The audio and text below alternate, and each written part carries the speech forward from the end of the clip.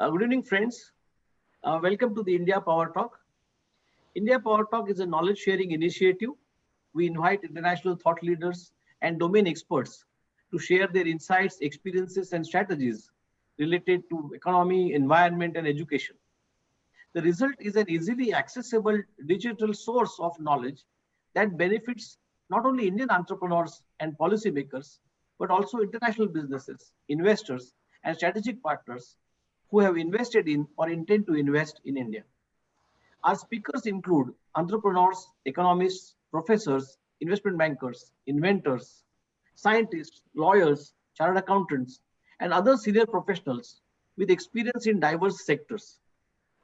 Today's topic is global trends in digital sales and marketing. The COVID-19 pandemic has driven a massive shift towards digital processes, and global sales and marketing are no exception. There can be no doubt that we will continue to gladly use many of the digital solutions that have become a necessity even after the crisis is over. But I think we'll all miss the various forms of interactions that are normally part of our day-to-day lives. We look forward to the day when we'll again be free to work side by side with our colleagues, socialize, and attend real-life musical concerts. In the case of sales and marketing, there is a big difference. A recent study by McKinsey found that 70 to 80% of decision makers actually prefer remote interaction and digital self-serve processes for business-to-business transactions. Alongside the current health aspect, they cite easy scheduling and saving on travel expenses as key advantages. So it's safe to say there will be no return to the old normal in sales and marketing. But what will be the future look like? To discuss this new fascinating development, we have the pleasure of welcoming an internationally leading expert, Rakhi Voria, from the US, one who has been named in the top 100 global sales leader in 2021. Rakhi is the director of IBM Global Digital Sales Development. She manages a team that is responsible for the strategy, implementation, and revenue globally. Her sales force include 350 digital development and business development representatives who are responsible for driving client engagement, deal progression, and closure. Alongside her expertise in digital sales and marketing, which reaches back many years and includes a key role in building a new digital sales force for Microsoft, Rakhi has a strong passion for advancing women in sales and millennials in business.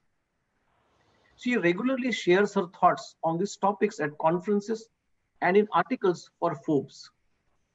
As a member of the Forbes Business Development Council, she currently serves as executive co-chair of Women at IBM NYC, which is focused on attracting, retaining, and advancing women. Rakhi has been featured in several publications, a top sales keynote speaker in 2020, and a top saleswoman to watch in 2019. Rakhi, welcome to India Power Talk.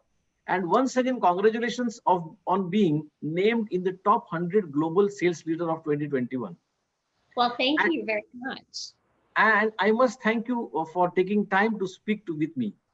Please start, Rakhi, by telling us your work and expertise as a head of global digital sales at IBM. Well, thank you very much for having me on the show and for the kind introduction. It's an honor to be here. So a little bit about me. I joined IBM about 2 years ago from Microsoft, and I manage a global team that's responsible for the digital sales development function. So as you mentioned, there are a few hundred sellers in my organization. We're responsible for selling a large portion of the IBM portfolio. We're aligned by brands, so we sell IBM cloud technologies or AI or systems, services, really the majority of the portfolio. And what excites me the most about managing this function is we're typically the first line of communication that a client will have with IBM. So my team is catching the inbound responses that are coming through on the IBM.com web pages through live chat or events that people are going to, or we're doing some outbound prospecting for specific initiatives, account-based marketing, new logos, all of that stuff.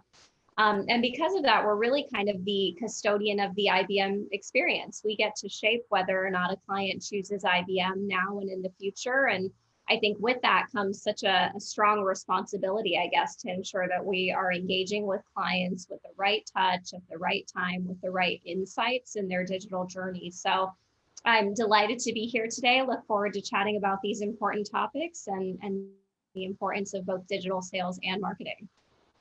Great, Rakhi. Really nice of you to spend time with the India Power Talk. Rakhi, clearly your experience in digital sales and marketing goes back many years. How would you place the digitization trends being driven by the current COVID-19 pandemic into the context of development that has been ongoing for an extended period already? Well, I think the pandemic has just accelerated some of the trends that we were already seeing and that were already underway. So I think most companies and organizations over the past several years, they've been on a digitization journey, or at least thinking about it, because customer buying preferences have been shifting toward digital engagement over the past several years. From my own personal engagements with clients, I've noticed a few different things. I'd say first, they want an experience that's channel agnostic and consistent. So they want to be able to self-serve, and we want to be able to engage with them at the right time. The second thing I hear a lot of is they want more personalized, streamlined experiences that are designed to meet their specific business needs. So bringing real value to the conversation with some of those insights. And then third, the thing I hear a lot of is agility being kind of key to their expectations and services. They expect us these days to anticipate their needs even before they do. And they want us to come prepared with solutions tailored to them. So I think the current pandemic environment and this new digital era, it actually provides us with an opportunity to engage with prospects at scale. And that's something that might not have been possible for many companies previously, because now we're really enabled with deep analysis and rich customer conversations like never before. And we're also seeing an influx of inside or digital sales teams versus traditional sales teams, where you're in person. And that has been a great way to address customers' needs in a consistent and scalable way. So we're seeing a lot of investments in machine learning and AI, and that's helping us to understand where clients are at in their journey, which gives us that opportunity to personalize and tailor some of those things. So I think we'll see more and more companies investing more in insider digital sales, and that leads to greater cost efficiencies. It gives clients the opportunity to engage with us on their own terms. And we've already been starting to see that over the past several years. There was a study by InsideSales.com, and they reported that 89% of field sales reps have been spending more time actually selling remotely over the past 4 years. So already starting to see a lot of those trends. And like I said, I think they're just accelerated by the current pandemic environment. I see. Rakhi, the McKinsey study recently mentioned and looks at business to business sales and says that COVID-19 has changed the B2B sales forever. With over 70% of the decision makers now preferring remote interaction and digital self-serve processes. How do you see sales to consumer is in comparison to the B2B, and what trends are evolving in B2C sales in particular? I'm seeing the exact same trends in B2C that I'm seeing in B2B as a result of the global pandemic. I think many consumers have been shifting their behaviors and spending habits to place stronger value on things like digital experiences, and they're making their purchases more based on availability and convenience and essential items. So I was recently just reading, there was a study, a CMO survey from Deloitte, and they showed that online sales actually grew by 43% between February and May, so the beginning of the pandemic. And the biggest increases are in household items, groceries, care products, alcohol, food delivery. And in fact, millennials and Gen X are really the reason that we're seeing some of that large gravitation in online sales, but in general, across the board, every generation has increased, and that's not surprising. But what is surprising is what we're seeing is now as even some businesses are reopening, McKinsey's report actually recently showed that 73% of consumers are still pretty weary of resuming their regular activities outside of the home. So I think some of the trends that we've been seeing are really here to stay for the long term. But one interesting trend that has emerged on the consumer side that I've seen is around brand loyalty. So there's been some interesting shifts in behavior on here. The same study that I had mentioned, they actually said that 70% of consumers tried a new shopping behavior during the pandemic because of changing priorities or store closures or economic pressures or availability of products. So 36% of people tried a new product brand, and after those purchases, 73% have said that they're going to continue purchasing from those new brands that they tried during the pandemic. So I think it's interesting because when people couldn't purchase their favorite products from their favorite brands, they began to sought out different options that they might not have selected otherwise. And what that means is that brands are going to continue to need to adjust their marketing tactics and customers. Otherwise, you'll start to see more and more people deprioritizing some of their former alliances.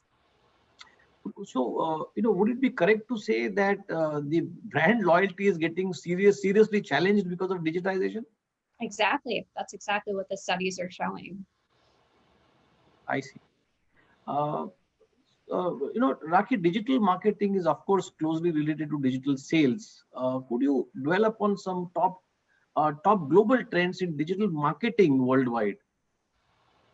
Yes, well, I think the lines between digital marketing and sales are really blurring. And I think there's more and more tighter alignment and partnership between sales and marketing than ever before. And having a feedback loop between the two is so critical because together they can really create a comprehensive buyer persona to better target the ideal customer, to increase acquisition, to create targeted ads. In fact, many organizations have actually merged their sales and marketing teams underneath the same organizational umbrella to drive greater connectivity and alignment between the important functions. So I'll give you an example, I guess, of that partnership related in one of the biggest trends that I'm seeing, and that's the rise of digital platforms to sell. So for all of the reasons we just discussed and all of the studies that you and I both mentioned, it's really important for customers to have a digital platform that they can go to that's a one-stop shop. So companies need to invest in that regardless if they're B2B or B2C. And that requires so much help from marketing to actually design and deliver those amazing experiences and journeys for customers. And that's not to say that you need to move your entire, process to a humanless digital buying experience, but it's really important to give customers that option. And the reason is because there's so much data and research about the fact that that's what customers want. Serious decisions, they recently said 67% of the buyer's journey is done digitally. According to CSO Insights, 70% of buyers actually fully define their needs before they even engage with the sales team. 84% of CEOs and VPs, they use social media now to make purchasing decisions. So I can go on and on about the statistics, but I think we get the point. It's that customers are making more decisions now on their own than ever before. So at IBM, we have our IBM Marketplace as a way to sort of satisfy that need. And in one place, customers can find the products and services to fit their needs. They can search by technology, so blockchain or analytics or cloud or whatever it might be. They can search by business need. They can search by type, whether it's hardware, software, services. And what's great is you can also see all the different customer offers. So you can sign up for a free trial, perhaps, or there's a, how to get started button where you have tailored demos and personalized experiences. You can even engage with a live person on the marketplace. So we have that live chat functionality on the pages where you can engage with somebody from my team, or you can click a button to call someone from IBM. So I think that's just such a practical way to enable buyers to buy on their own terms. And I really encourage all B2B companies and B2C to invest in those digital platforms with really strong support from marketing. Just one question, Rakhi, on this is, do you really see then companies really reducing the actual physical sales force and investing more into digital networks or digital capabilities? Well, so it depends on the corporation, but in general, yes. I mean, I think it's not necessarily an either or, it's more of an enhancement. So it's an and. So I think, a lot of companies are shifting from having field sales in-person coverage to digital or inside sales, meaning they have sellers, but they're people who are typically working from home or from a specific environment, not having to be on the road, which can lead to greater cost efficiencies, but it can also save you a lot of time because you have more time to actually engage with clients at scale. So I think we're seeing a lot more sales forces shifting. But then, of course, yes, I think as companies are getting more and more sophisticated with their tools and technology, they're trying to make a seamless experience where clients can self-serve, maybe without having to work with a seller altogether. But I think as much as some of the trends of digitization have increased over the past year, there are still so many people who require connectivity and connection with a real person, even if it's just instant messaging with them versus talking on the phone. So I don't think that we are near the stage where you can sort of make a real sales force or a human sales force obsolete. Sure, maybe in some specific industries or sectors that might be possible, but for a place like IBM, for example, I think technology is very complicated. There's so much complexity, and people really would like to speak with a live human to understand all of the questions they have. No, I'm sure, and what you say is right. It is not the or, it is the and. Exactly. We are talking of online sales and marketing processes, which are by nature global currently. Now, what very interestingly and very curiously, I would like to ask a question you rather. Rakhi, what differences do you see between geographies, particularly, and specifically, I would appreciate your thoughts on digital sales and marketing adoption in India compared to the rest of the world, because we have a huge market here. Absolutely. For me, I've always tried to adopt the 80-20 rule. So 80% globally consistent, standardized roles, tools, playbooks, processes, compensation models, all of that. And then 20% variance for geographical differences. And the reality is, I mean, you can never adopt fully global processes because every geography is so different. The way business is conducted is so different. Marketing segmentation is so different. And even in the US, I mean, we see different types of sales approaches within our own country. So the way you sell in New York City, which is a much more fast-paced, cutthroat type of city, is very different from the way you might sell to perhaps a more rural place in Oklahoma. So I think the pace of life and the pace of business varies even within countries. So I think companies need to be sure that they can adapt to some of those geographical variances, but also adopt strong global processes where possible. So it's certainly a balance. In terms of what I've seen in India, my India team is based in Bangalore. So I've had the opportunities to spend some time out them with the clients, with partners, with my sellers, of course. And then for my Microsoft days, I was traveling to Delhi quite a bit as well. So have definitely spent some time in India. And what I've noticed on the marketing side is that brand awareness is critical. So, prominent brands tend to carry a lot more weight and respect. I've also noticed that large scale events with big name speakers tend to attract a lot of people. And then on the sales side, I've noticed there's a lot of price sensitivity. So I think Yes. we Indians, we care a lot about getting the biggest bang for our buck, myself included. But there's also a big emphasis on relationships. So in some of my geographies, IBM, we actually sell through a partner reseller. But in India, I know our clients prefer to work directly with IBM sometimes. So even when a reseller is involved, they still want to speak directly with IBM as a way to help build that trust.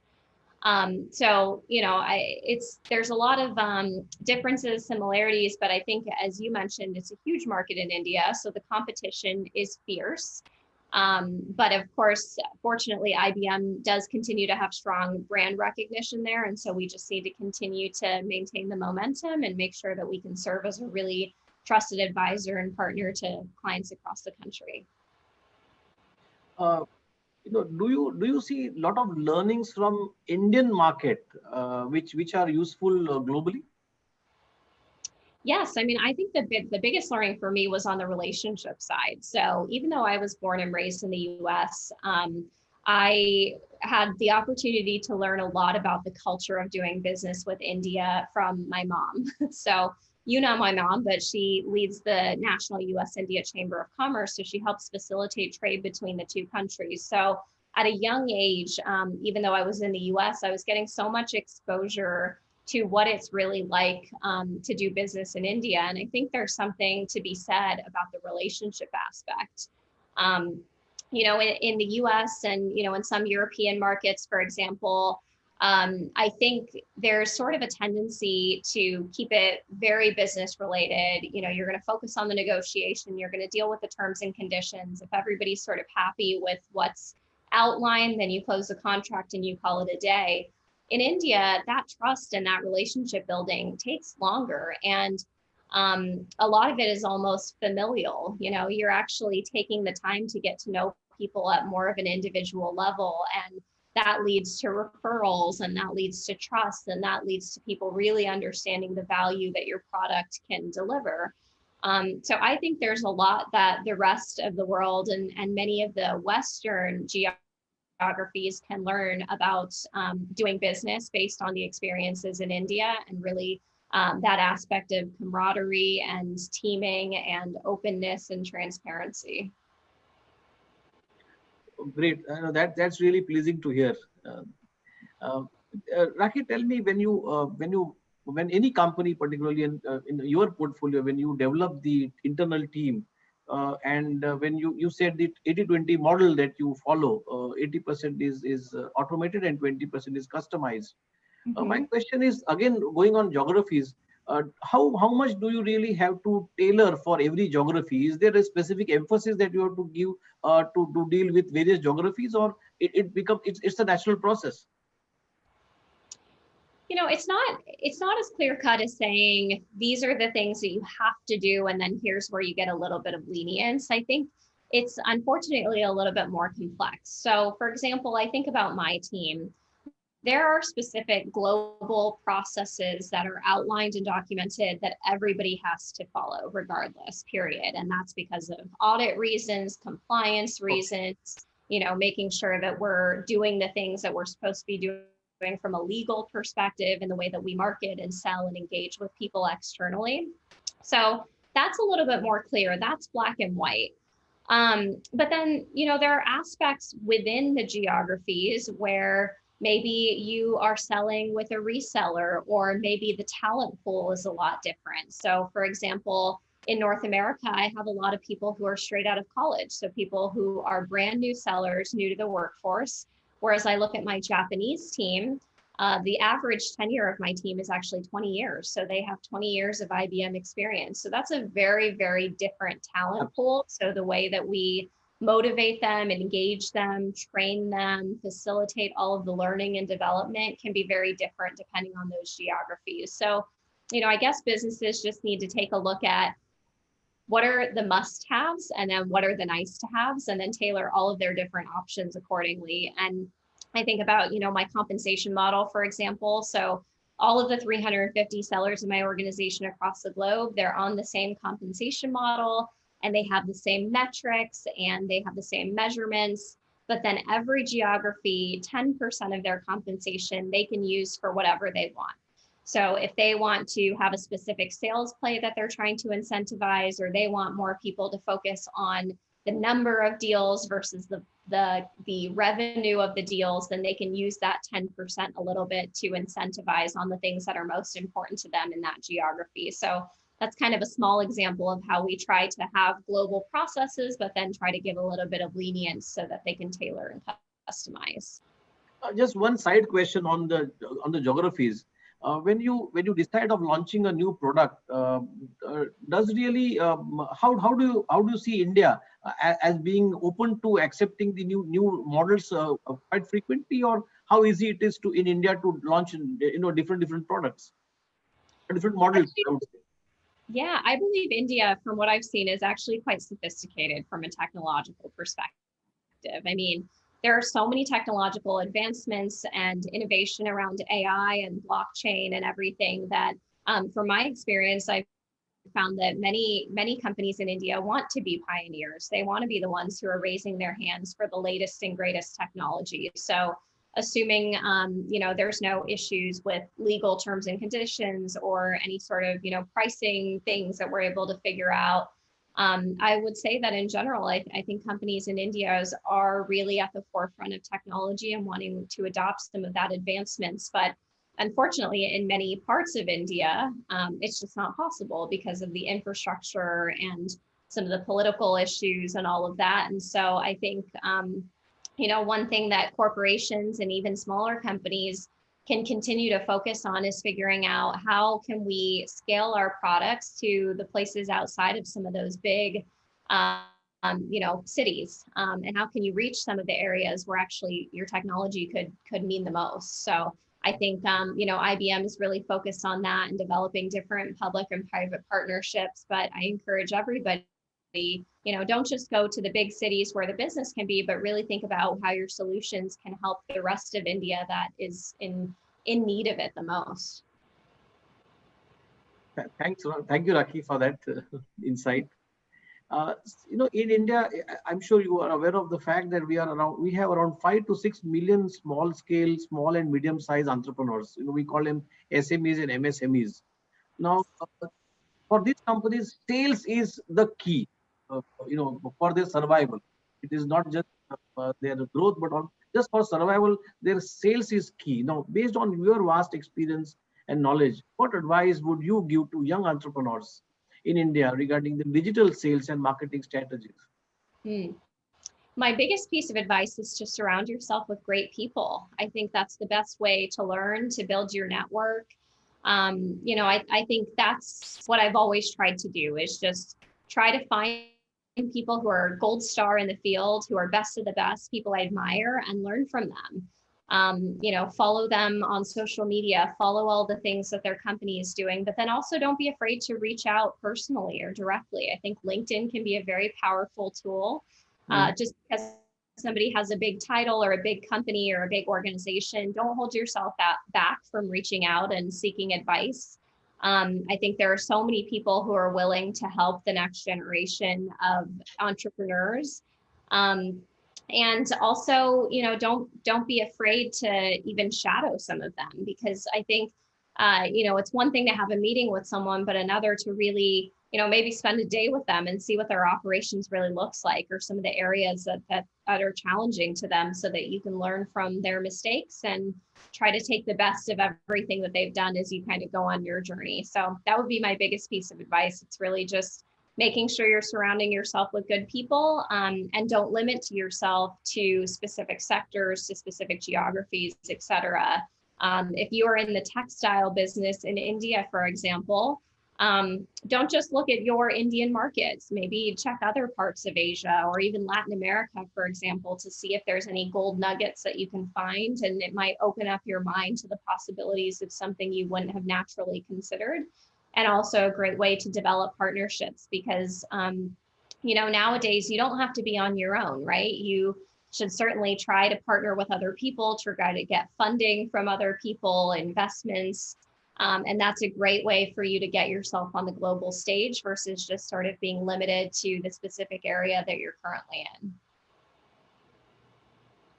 I'm sure people will really benefit out of this, Rakhi. So you are in the top 100 global sales leadership for 2021. What next for Rakhi? Well, I'm not sure, I guess. I try not to over-engineer it. I think it's important to be regimented about your career development plan, but not over-engineer it so much that you're closed off to different possibilities. So I've been very fortunate in my career, I guess. I've had roles across sales and finance and helped build a sales team, now helping to modernize sales teams. But I've tried a lot of different things, and really every single job opportunity or change I've ever had was thanks to the support of somebody who either opened a door for me or opened up my eyes and mind to the possibility of something I wouldn't have ever naturally considered, which is why I think it's so important to invest in your network, invest in your relationships. That's really the true currency of the world is your relationships. That's why they say your network is your net worth. Yes. And so in terms of what's next for me, I would love to continue being a pioneer in the field of advancing digital sales organizations. I want to help companies continue on their digital transformation, empower them to achieve as much as they possibly can using technology and all of the things that are at their fingertips. But I also want to continue being a champion for diversity in sales, specifically for getting more women in sales. Unfortunately, only 39% of people in sales are women. That number has only increased by about 3% over the past decade. The higher up you get, the worse it is. So only 1 in 5 vice presidents of sales are women. So I have been really focused on that over the past few years and trying to pave the way for more women and also people in other marginalized groups to enter this profession, because I've seen firsthand how worthwhile and viable it can be as a career path. Let me ask you a last comment, Rakhi, on all the women who are responsible for sales globally in various industries for 2021. What would be your comment for them? Oh, great question.